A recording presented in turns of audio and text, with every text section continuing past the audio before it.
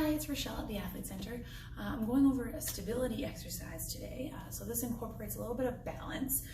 So we're gonna start by making sure that we've got our whole foot gripping the ground. So we're gonna have our big toe knuckle, our baby toe knuckle, and our heel all pressing into the ground, spreading our toes, having as much surface area between our foot and the ground as possible. So this is best done with no shoes on. Okay, so I'm gonna start with my left leg. I want to make sure that I can keep my pelvis and my rib cage stacked right over top of each other so I'm not collapsing one way or another. So keeping everything stacked and having my whole foot on the ground. So the first level would be just trying to keep whole foot stacked, pushing the ground away from me, keeping myself nice and long, and then lifting that leg, the opposite leg, up off the ground. So really making sure we're not going into what I call the gossip stance.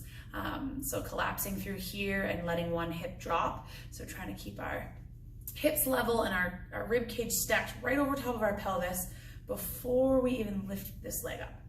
So this is gonna be step one. Step two, we're gonna add a little bit of movement.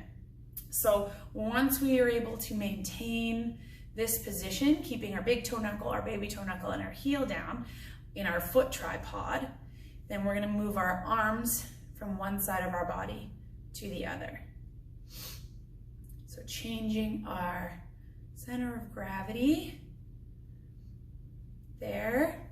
And then the next level would be using a little bit of weight. So I have a kettlebell, you could use a free weight, you could use a grocery bag with some cans in it.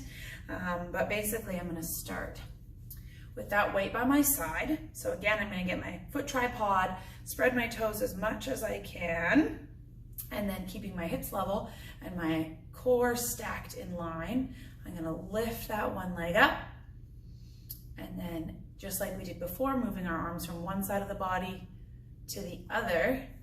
But now again, we're moving our center of mass,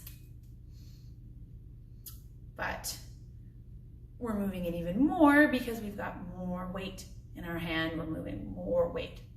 So our hip, knee, and ankle are gonna have to compensate for that change. So going slow and controlled with this one. We're not swinging our weight from side to side.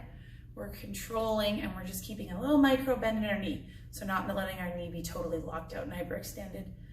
Just an unlocked knee with the whole foot gripping the ground. And then of course, the heavier the weight, the harder that's going to be. And the bigger circle you make outside your base of support, changing your center of gravity, the harder it's going to be.